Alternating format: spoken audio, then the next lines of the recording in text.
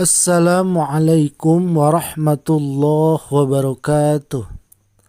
Teman-teman sekalian, pada video kali ini saya akan membahas mengenai bolehkah sholat memakai bahasa selain bahasa Arab. Jawabannya, sebagaimana yang telah dimaklumi bahwasanya sholat itu harus memakai bahasa Arab sesuai dengan apa yang Nabi perintahkan. Namun, belakangan ini muncul pendapat-pendapat baru bahwa sholat boleh dilakukan dengan bacaan selain bahasa Arab.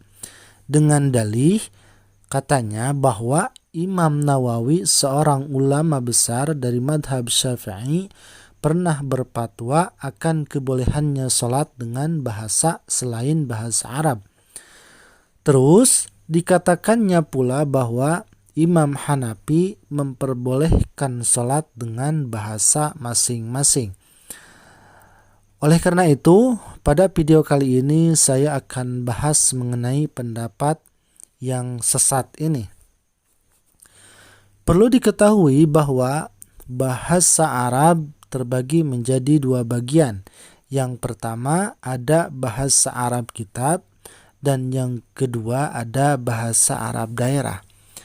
Bahasa Arab kitab ialah bahasa yang dipakai pada zaman Nabi, pada zaman Khalifah, Tabi'in, dan pada zaman Mujtahid yang 4. Contohnya seperti bahasa yang ada pada Al-Quran, bahasa pada hadis, dan juga kitab-kitab para ulama, terutama para ulama yang 4. Adapun bahasa Arab daerah ialah bahasa Arab yang dipakai sehari-hari oleh orang Arab di berbagai daerah. Oleh karena itu, bahasa Arab kitab dan bahasa Arab daerah sudah banyak perbedaan atau perubahan, sehingga banyak orang yang pandai baca kitab tapi tidak mengerti bahasa Arab daerah. Begitupun sebaliknya. Seperti ma'un berubah jadi moya, kadalik berubah jadi kida, na'am berubah jadi aywa. Itu adalah contoh mengenai perubahan bahasa kitab kepada perubahan bahasa Arab daerah. Para pendengar sekalian, adapun jawabannya mengenai pendapat ini ialah sholat tidak boleh atau tidak sah jika dilakukan dengan bacaan selain bahasa Arab. Adapun dalilnya ialah pada surah Al-Hasr ayat yang ke-7. A'udzu billahi minasy syaithanir rajim. Bismillahirrahmanirrahim. Wa ma atakumur rasulu fakhuduhu wa ma nahakum anhu fantahu. Artinya, dan apa yang dibawa Rasul untukmu hendaklah kamu terima, dan apa yang dilarangnya hendaklah kamu hentikan. Quran surah Al-Hasr ayat yang ke-7. Nabi Muhammad SAW mengajarkan kepada kita sholat dengan memakai bahasa Arab, atau menyuruh kepada kita membaca bacaan-bacaan sholat dengan bahasa Arab. Tidak pernah Nabi sembahyang atau sholat dengan bahasa selain bahasa Arab, dan tidak pernah Nabi mengajarkan kepada sahabat-sahabat beliau supaya sholat dengan bahasa Persia misalkan, walaupun sahabat itu orang Persia.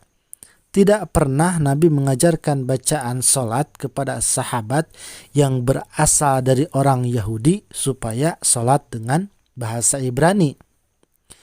Nabi sembahyang dari mulai takbir sampai salam dengan bahasa Arab. Dan kita pun sebagai umatnya harus mengikuti apa yang dicontohkan oleh Nabi. Dalil yang kedua mengenai sholat tidak boleh memakai bahasa selain bahasa Arab, yaitu hadis Nabi, "Shallu kama ra'aitumuni usolli." Artinya, sembahyanglah kamu sebagaimana engkau ketahui sembahyangku. Hadis riwayat Bukhari juz 1 halaman 85 dan dalam Fathul Bari Syarah Bukhari jilid 2 halaman 252. Sedikit kami jelaskan mengenai hadis ini. Di hadis ini ada kata ro. Maka arti dari kata ro ini yaitu alima. Artinya mengetahui, bukan melihat. Maksudnya, bagaimana sembahyang Nabi yang kita ketahui, begitulah mestinya sembahyang kita. Nabi sembahyang dengan bahasa Arab, maka kita mesti sembahyang dengan bahasa Arab. Barang siapa yang sembahyang dengan bahasa Melayu, misalkan bahasa Indonesia, bahasa Inggris, dan lain-lain, maka ia tidak mengikuti perbuatan dan perintah Nabi Muhammad SAW. Oleh karena itu, sembahyangnya tidak sah dan batal. Selanjutnya, barang siapa yang salat atau sembahyang dengan memakai bahasa selain bahasa Arab, maka orang tersebut telah melanggar ijma atau kesepakatan para ulama. Sedangkan orang yang melanggar ijma, kata Allah, akan dimasukkan ke dalam neraka Jahannam. Para pendengar sekalian, ada orang yang mengatakan bahwa Imam Abu Hanifah memfatwakan bahwa boleh sholat dengan bahasa Persia atau bahasa Iran. Benarkah itu? Maka jawabannya, memang ada dalam sejarah bahwa Imam Abu Hanifah memperbolehkan sholat dengan bahasa Persia. Akan tetapi di banyak kitab bahwa Imam Abu Hanifah telah rujuk, telah kembali dari fatwanya itu. Itu artinya beliau telah mencabut fatwanya sendiri. Kita lihat di dalam kitab Al-Burhan fi Ulumil Quran karangan Imam Az-Zarkashi, wafat tahun 792 Hijriah. Wa mimman nukila anhu jawazul qiraati bil farisiyati Abu Hanifata lakinna soha ruju'ahu an dzalik.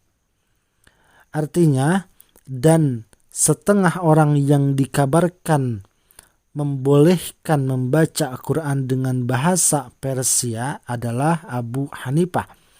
Tetapi menurut kabar yang sahih yang dapat dipercaya, beliau telah rujuk, telah kembali dari fatwanya itu. Di dalam kitab Al-Burhan juz 1 halaman 288. Selanjutnya, yang kedua, kata orang-orang bahwa Imam Nawawi dari madhab Syafi'i pernah berfatwa boleh menerjemahkan salat ke dalam bahasa selain bahasa Arab, bahasa Melayu misalnya, atau bahasa Sunda dan lain sebagainya. Kami tegaskan bahwa pendapat ini adalah pendapat yang palsu atau cerita bohong. Kesimpulannya, barang siapa yang melaksanakan sholat dengan memakai bahasa selain bahasa Arab, maka sholatnya tidak sah atau batal. Untuk itu jawabannya saya cukupkan sekian. Mudah-mudahan bisa bermanfaat. Wassalamualaikum warahmatullahi wabarakatuh.